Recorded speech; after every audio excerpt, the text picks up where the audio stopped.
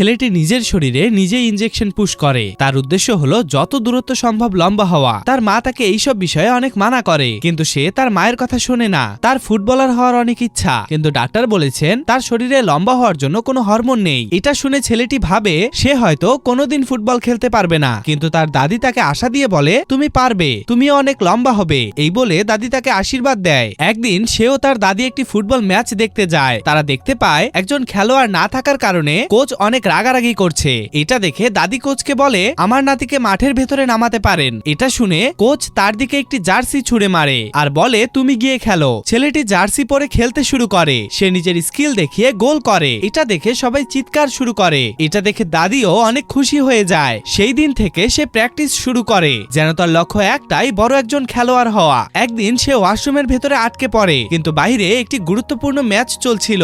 ম্যাচের জন্য সে কাঁচ ভেঙে ওয়াশরুম থেকে বাইরে বেরিয়ে দৌড়াতে শুরু করে। সে দেখতে পায় ম্যাচের অনেকটাই সময় চলে গিয়েছে। কোচ তাড়াতাড়ি তাকে মাঠের ভেতরে নামিয়ে দেয়। ছেলেটি নেমেই একে একে গোল দিয়ে নিজের দলকে জিতিয়ে ফেলে। ম্যাচ জেতার কারণে তাদের একটি করে সাইকেল উপহার দেওয়া হয়। দীর্ঘদিন ব্যায়ামের কারণে সে আস্তে আস্তে লম্বা হতে শুরু করে। আর এইভাবেই পৃথিবীতে একটি মেসির জন্ম হয়। তো আপনারা কে কে মেসির ফ্যান তা জানাবেন আমাদের কমেন্ট বক্সে।